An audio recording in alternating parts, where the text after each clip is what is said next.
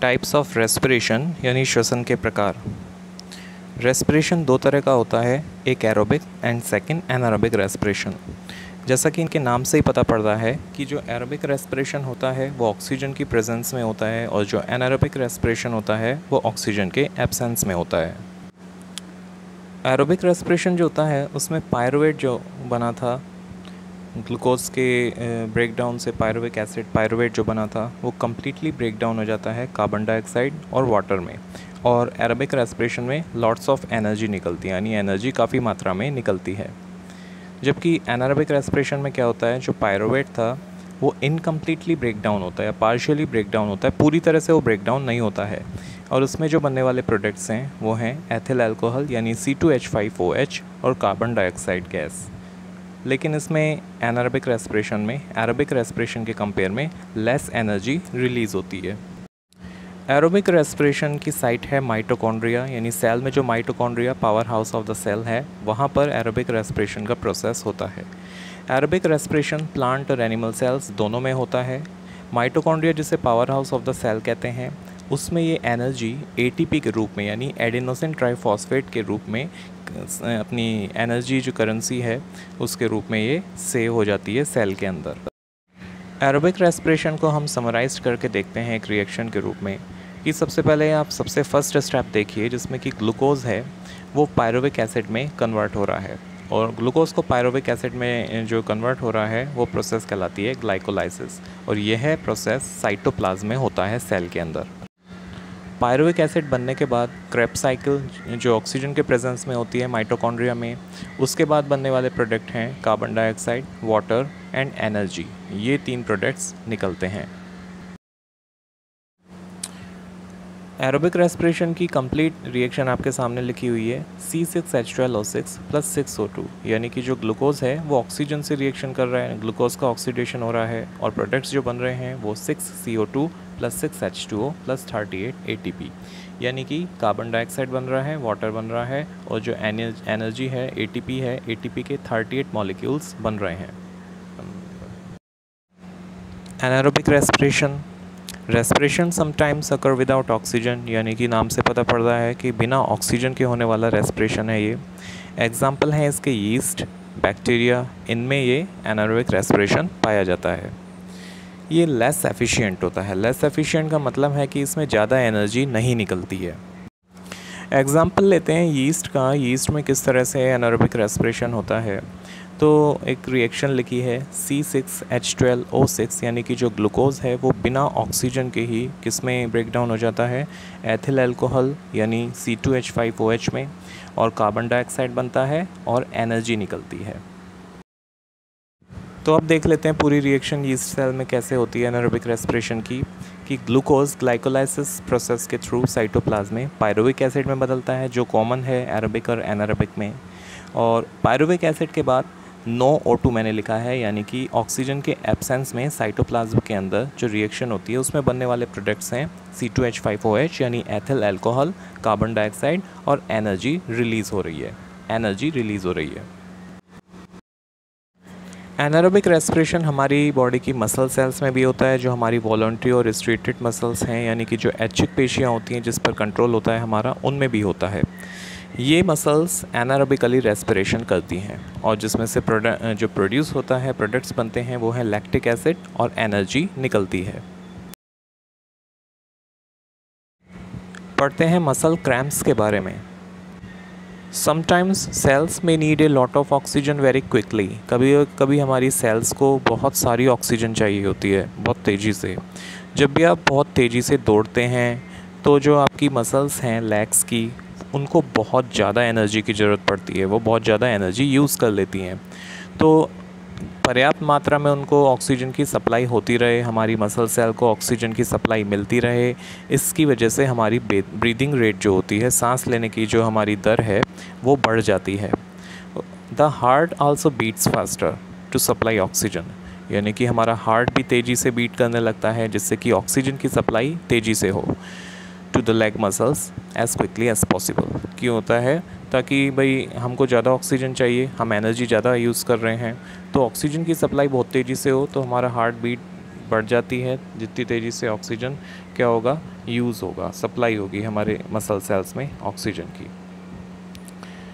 आगे है, ज़्यादा से ज़्यादा एनर्जी हमको चाहिए जब भी हम कोई भी फ़िज़िकल काम करते हैं, हम रेस कर रहे हैं, उसमें हमको ज़्यादा से ज़्यादा एनर्जी चाहिए। ये एक्स्ट्रा एनर्जी जो है हमारी मसल सेल्स में बनती है बाय एनारोबिक रेस्पिरेशन, यानी हमारी मसल सेल्स एनारोबिक रेस्पिरेशन कर रही हैं उस सिचुएशन में। इसका मतलब ये है कि जो ग्लूकोज़ है वो ब्रेक डाउन होकर किस में बदल जाएगा, लैक्टिक एसिड में बदल जाएगा और एनर्जी रिलीज़ होगी।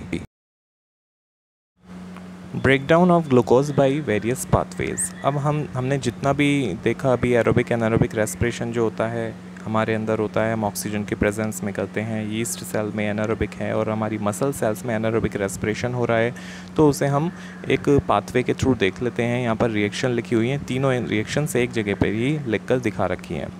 तो सबसे पहले देखो, सबसे कॉमन जो प्रोसेस है ग्लाइकोलाइसिस है, जिसमें कि ग्लूकोज ब्रेकडाउन होकर पायरुवेट में बदल जाता है। ग्लूकोज जो कि 6 कार्बन मॉलिक्यूल है, जो ब्रेकडाउन होकर 3 कार्बन मॉलिक्यूल्स वाले एक कंपाउंड में बदल जाता है, जिसे पायरुवेट कहते हैं। अब देखिए, पायरुवेट के आगे 3 तरह के अलग अलग रिएक्शंस दिखा रखे हैं। पायरुवेट जो है, यदि यीस्ट सेल में एब्सेंस ऑफ ऑक्सीजन में, यानी कि एनारोबिक रेस्पिरेशन हो रहा है यीस्ट सेल में, तो ये पायरुवेट एथेनॉल, कार्बन डाइऑक्साइड और एनर्जी में बदल जाता है, सबसे ऊपर वाली स्टेप। फिर बीच वाली स्टेप लेते हैं कि जो हमारी वॉलंटरी मसल्स में जो एनारोबिक रेस्पिरेशन हो रहा है ऑक्सीजन की कमी में, उसमें लैक्टिक एसिड बनता है और एनर्जी बनती है। और मेन जो एरोबिक रेस्पिरेशन है ऑक्सीजन की प्रेजेंस में होता है हमारे माइटोकॉन्ड्रिया में, उसमें बनता है carbon dioxide, water and energy बनती है। तो इस तरह से ग्लूकोज जो है अलग अलग तरह से ऑक्सीजन के प्रेजेंस और एब्सेंस में ब्रेक डाउन होकर हमको एनर्जी देता है। Differences between aerobic and anaerobic respiration. Aerobic respiration first point है कि ये ऑक्सीजन की प्रेजेंस में होता है। एनारोबिक रेस्पिरेशन ये ऑक्सीजन के एब्सेंस में होता है। Second point in aerobic respiration is कि ग्लूकोज जो है या फूड जो है उसका कम्प्लीटली ब्रेक डाउन हो जाता है एरोबिक रेस्पिरेशन में, जबकि एनारोबिक रेस्पिरेशन में पार्शियल या इनकम्प्लीट ब्रेक डाउन होता है फूड का। थर्ड पॉइंट कहता है एरोबिक रेस्पिरेशन में कि जो एंड प्रोडक्ट्स हैं इसके, वो CO2 और वाटर बनता है। एनारोबिक में यीस्ट में एथेनॉल एंड CO2 बनता है और एनिमल्स में एंड प्रोडक्ट लैक्टिक एसिड, यानी कि जो आपकी मसल सेल्स हैं उसमें। Aerobic respiration fourth point, large amount of energy is release. Fourth point large amount of energy is release, यानी बहुत सारी मात्रा में एनर्जी रिलीज़ होती है इसमें, जबकि एनारोबिक रेस्पिरेशन में कम मात्रा में एनर्जी निकलती है। तो ये अंतर है आपके एरोबिक और एनारोबिक रेस्पिरेशन में।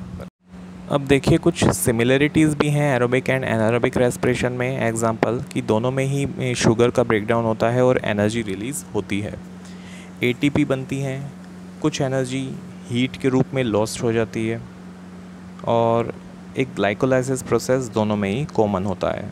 अब पढ़ते हैं रिक्वायरमेंट ऑफ रेस्पिरेशन, क्यों ज़रूरत पड़ती है रेस्पिरेशन की। To get energy from the process of respiration, एक ऑर्गेनिज्म को कुछ एक्ट्स करने पड़ते हैं।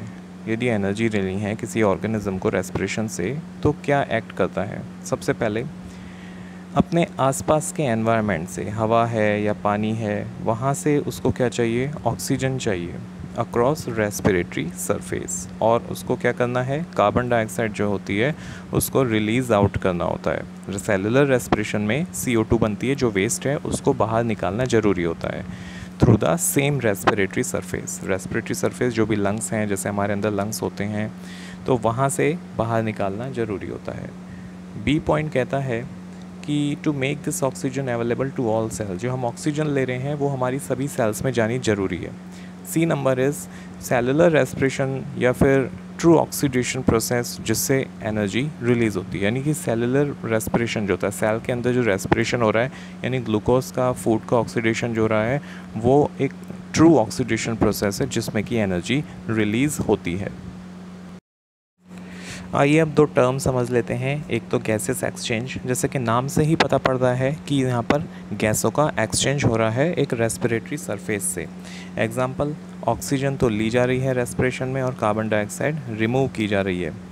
ब्रीदिंग ब्रीदिंग को हम डिफ़ाइन कर सकते हैं कि इसमें क्या होता है कि मस्कुलर मूवमेंट होता है जो हमारी रेस्पिरेटरी सरफेस को बराबर ऑक्सीजन की सप्लाई करता रहता है, और इसमें एयर अंदर जाती है और CO2 रिलीज़ होती है रेस्पिरेटरी सरफेस के थ्रू। यानी इंस्पायरेशन और एक्सपायरेशन जो होता है इसे हम वेंटिलेशन भी कहते हैं। रेस्पिरेशन, इसे हम सेलुलर रेस्पिरेशन भी कहते हैं। ये रिएक्शंस की पूरी एक सीरीज़ है यानी चेन है जिसमें कि फूड ब्रेक डाउन होकर एनर्जी रिलीज़ करता है, जिसमें कि ऑक्सीजन जुड़ती है।